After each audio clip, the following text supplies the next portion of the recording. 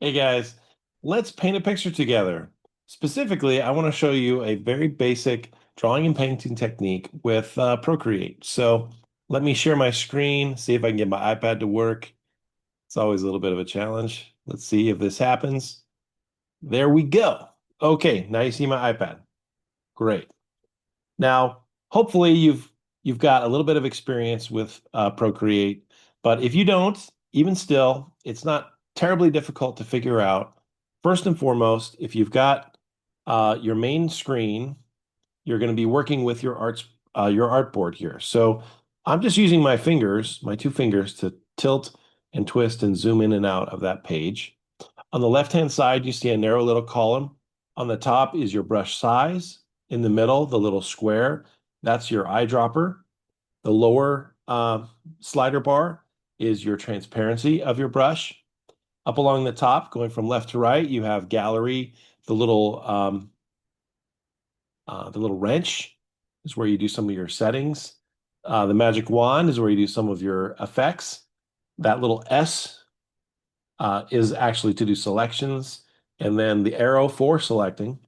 And of course, on the right-hand side, you've got your brush, your smudge tool, your eraser, your layers, and then the color you're using. So let's start out with basic drawing, and we're going to draw a Poké Ball. All right, so first I need my color. I prefer drawing with a light blue. So I pick a light blue color, whether you're using the palettes or you're using the disc, you can slide and select the color you want. And then for me, let's just stick with a pencil. I already have preloaded in the sketching area pencils that I like. I'm just going to use, for us, any standard pencil will work.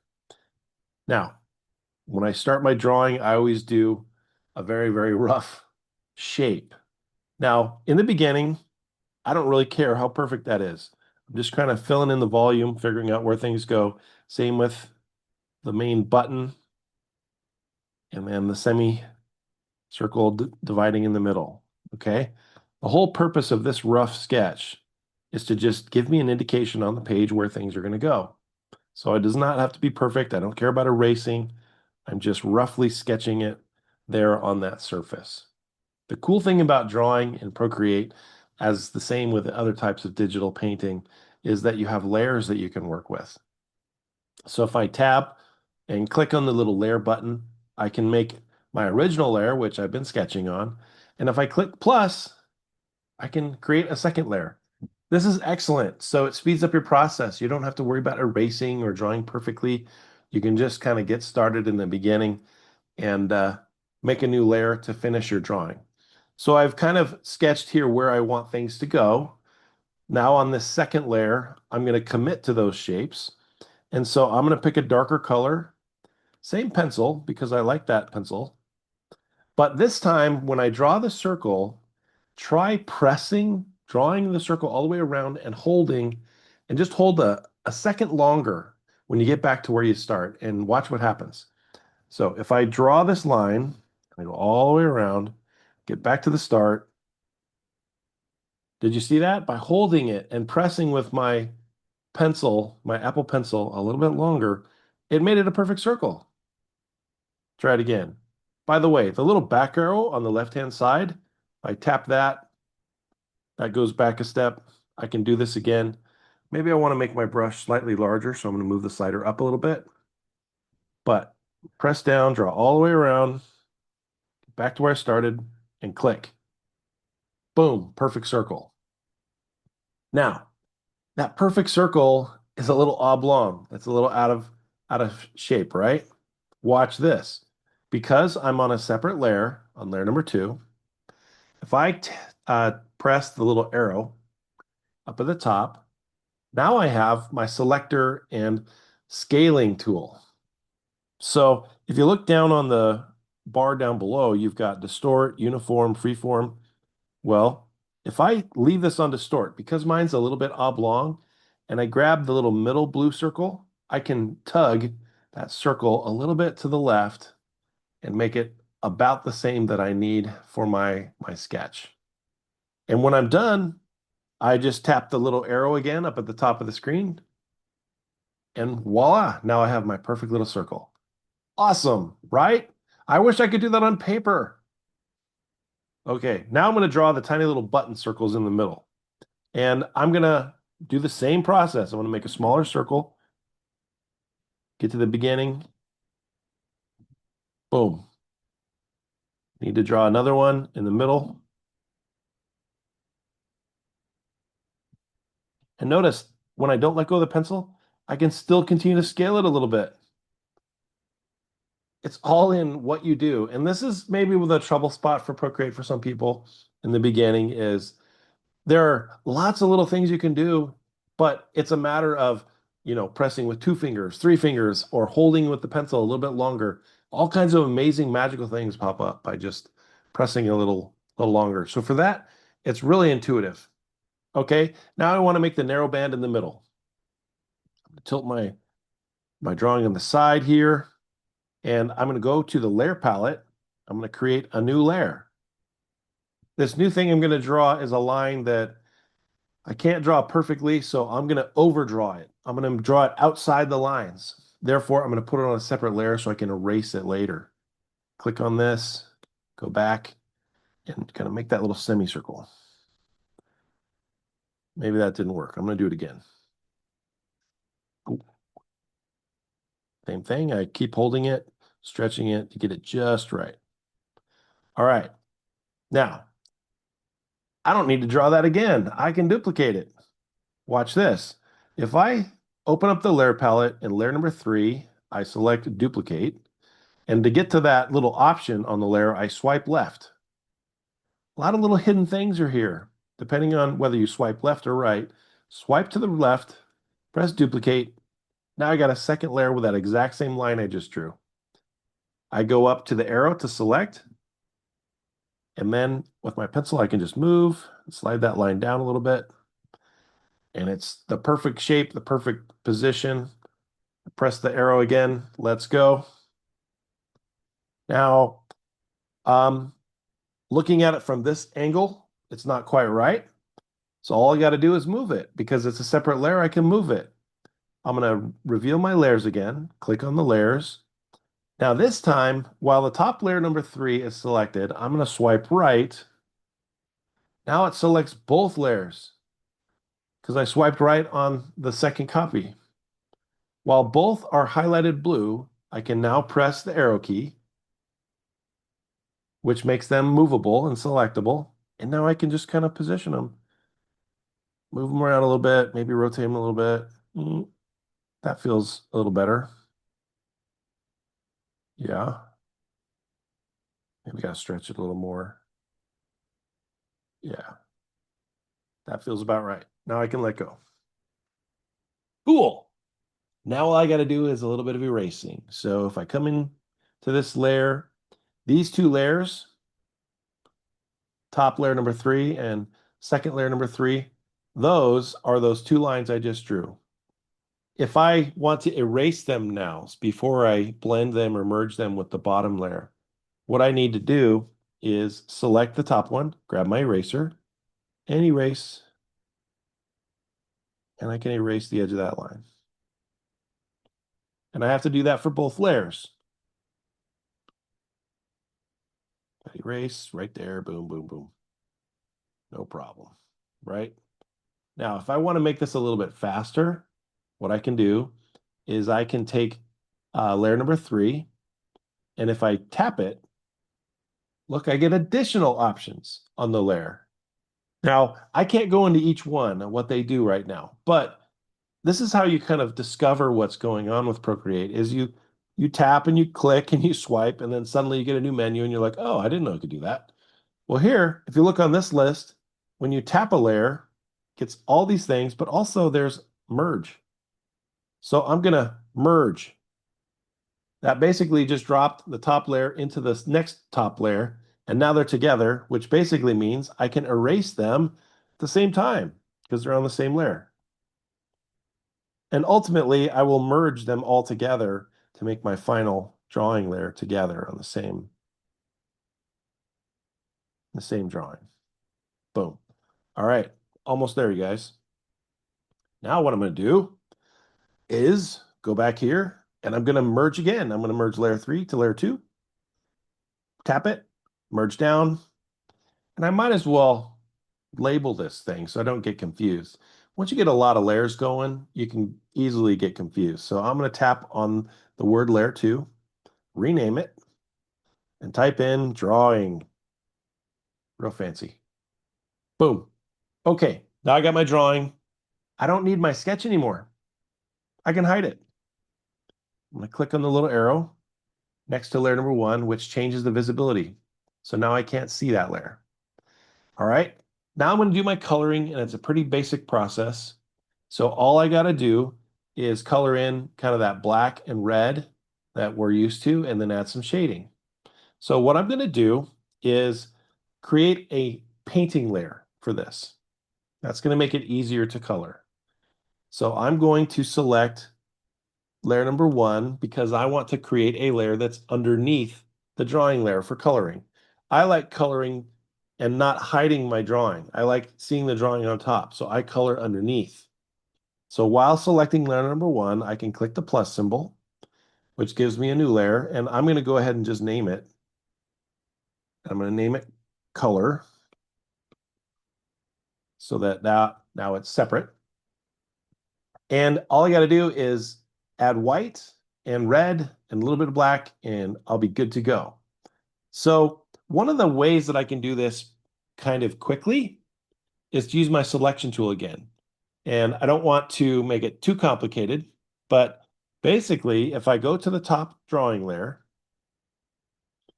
and I go to the select tool, which is the little S, there is a little option here called automatic. If I highlight automatic, now what I'm going to do is I'm going to click the background, the area outside of the ball drawing. I click that area, it should turn blue. Okay, that one is a little too sensitive. So I need to do that again. Click on that, tap, but this time I need to change the threshold.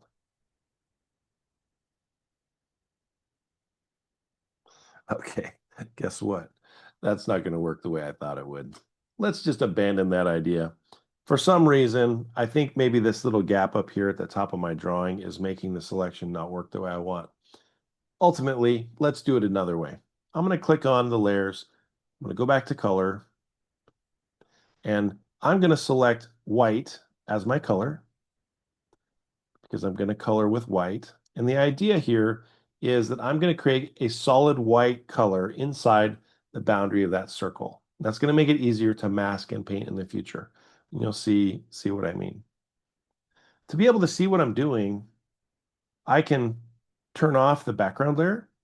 So now you can just see the drawing by itself.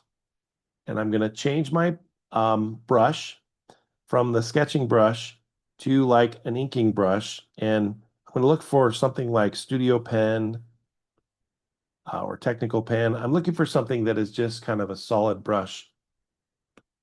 And what I'm going to do is just paint around the edge of that circle. Just going to go all the way around.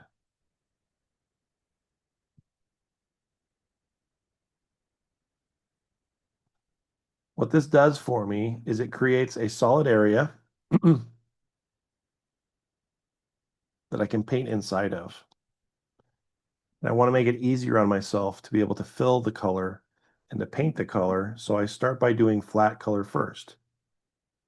And the benefit of doing an outline like this, to paint this outline, is that now I can basically drop in color in the center. What you do is you click on the circle up at the top. And what you do to fill a color is you just drag into the center. I know that's a little tricky, but basically you just tap and drag that color to drop it in like a paint bucket. Got it? So now I know that that area is filled with white. Now I need to fill in the red, and I need to fill in the black area. So what I can do is switch to the red color. Same thing. go into that shape and paint.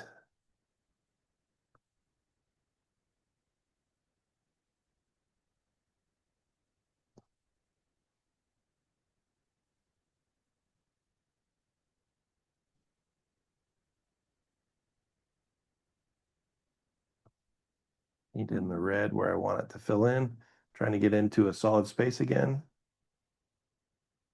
In other words, I want to connect the dots. I want to connect all the way around that red shape. So then I can just drag and drop the red into the middle.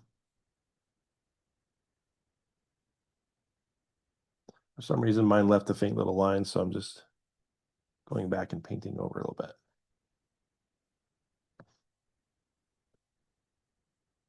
All right, if you find that you went outside the line, you don't like that, you can always come back with your little eraser. Just erase the edge a little bit. That disappears. Okay, last thing I want to do, switch to black, or maybe I'll just do like a really dark gray. That's what I'm going to do, really dark gray. I'm going to paint that middle band, that dark gray. So a lot of times to start a painting, your first step is to paint the flat color first. By painting the flat color first, you can control the dominant color of your object, but then also create these little steps for doing the shading and the highlights. All right, so now that I have my Poké Ball painted, filled in with color, I can go back, turn on the background so I can see the basic shape again. Here's where some of the tips and tricks come together for shading, which make this process a little bit easier. Because I've painted on a separate layer, I can mask my shadows and my shading, my painting inside that shape because I created that shape. So if you look at the layers, I have the color layer. If I click the plus, I can make shading on layer number 4. Might as well label it. Oops, I keep clicking the wrong thing. Rename. Shade. So now I need to pick a color for my shading. I might as well use a grayish color. So I'll go back to my swatches, click on the disc or click on the palettes, whatever works for you. I'm going to just pick like a gray color. Now what I want to do is pick a paintbrush. Now, for me, it doesn't really matter. What I'm looking for is kind of a large brush. It could be an airbrush. It could be a solid square brush or one of these other brushes. They all have different names. You really don't have to have the exact same brush as me. All you need is a brush that can cover a large area because a lot of the magic happens in the blending. All I want to do right now is I want to take this brush and make some bold lines on it. Now, if I'm painting in gray, you're going to look at this right now and go, what is going on? That doesn't look right. Trust me, it's going to work. So I just roughly put on gray on top of that color on a separate layer, and it looks like garbage. No problem. We're going to fix this. Click on the layers, and on the shade layer, look for the little N on that layer and tap the little N. That reveals a third menu that's available on the layer palette. And right now it says N for normal. Well, these are special blending modes. You might know them from Photoshop, but these allow these layers to interact with each other. I'm going to scroll down a little bit and switch to multiply. That's the one I want. This is what makes the color you paint blend onto the color that's already beneath it on a separate layer. That's what I want it to do. And now I'm going to use the blending brush, the little finger up here. Click on that, and I'm going to pick a new brush to blend with. Sometimes I like picking one of the acrylic brushes to make it look like it's a paintbrush mark. Sometimes I pick just like charcoal to make it look like it's just a smudge. Doesn't matter. It kind of depends on your painting technique. For me, I kind of like either acrylic or wet acrylic. Just could use an oil brush. Because what I'm going to do now is I'm just going to smear and smudge my brush strokes into that painting layer that's already there. Just smudge and smear that paint around because I'm going for a more painted look. If you're looking for a more polished look, like like an airbrush painting, or maybe a more, you know, really polished painting style, then pick an airbrush or one of those brushes to get it. But if you want a more painted look, like I do, I go with ones that gives me kind of smeared painterly brush strokes.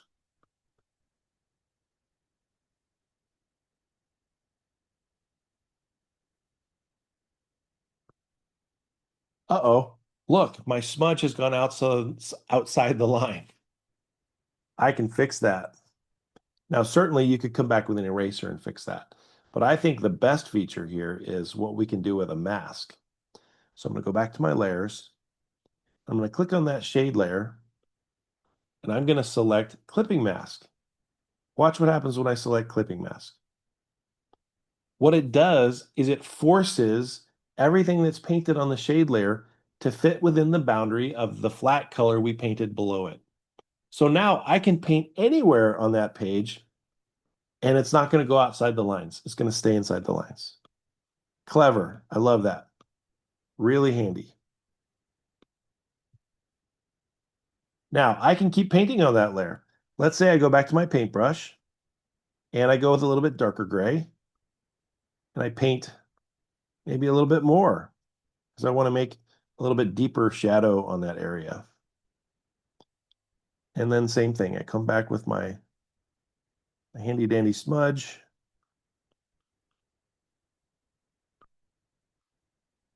and create that smudgy look. I just love that painting effect. I love seeing brush strokes. That's just my style. It's not for everybody, but I like seeing that. Makes it look more naturalistic to me. Okay, now we've got one half where we've got kind of a shadow side. Now we want to give it a little highlight side to give it a little bit of lighting effect.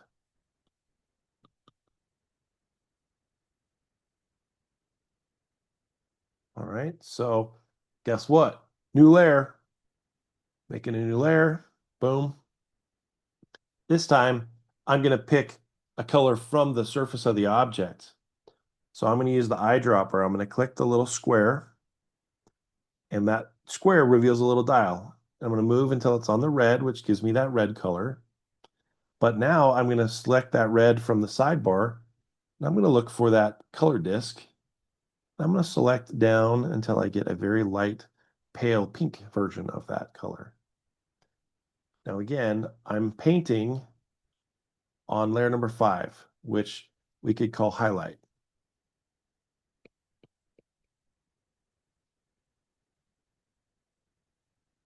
And I'm going to paint a highlight. Boom, boom.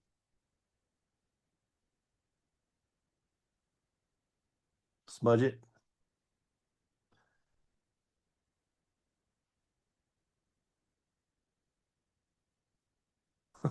It made me think of The Office. Suck it. Smudge it.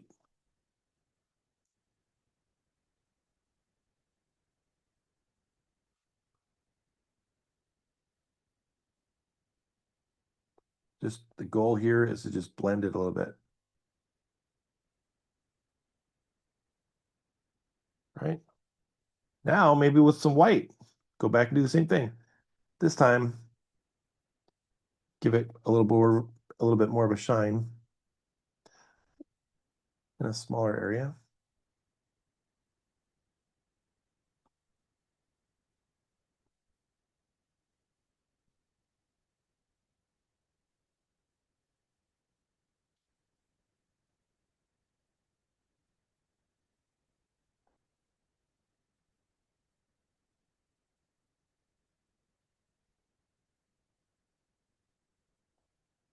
Not bad. It's coming together.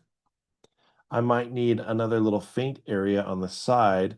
So what I'm going to do is maybe with a very light gray, I'm going to switch back to my sketching pencil, and then on the right-hand side, create a little bit of a reflected edge on the ball. Now, what am I missing? I'm missing a little shadow underneath. Now, if I want to add a shadow at this point, I need to go all the way down to the bottom and make a new layer. This time, get some of that dark gray and go back to one of my painting brushes. Paint it underneath and then smudge it. Smudge it.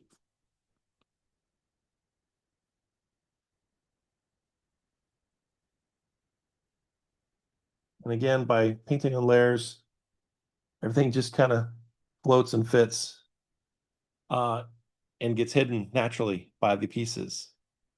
Okay, so that's kind of a fast breakdown of my painting style. Remember, just separate things into layers, use the smudge and the blending modes to your advantage so that you can separate your shading and your highlight layers from your base color layer. Draw in stages and steps. Leave your drawing visible throughout the process. Keep that on the top layer. Helps you be able to pay attention to what you're drawing and keep things in line with each other. All right. So hopefully that gives you some ideas on how to get a jump start on a coloring method in Procreate. Again, you don't have to do my style, but I think you can use different brushes to mimic your own style, but maybe following that process of separating things into steps and layers so that you can work and rework and noodle and nudge your painting into getting exactly what you want. All right. Hope that helps. Good luck.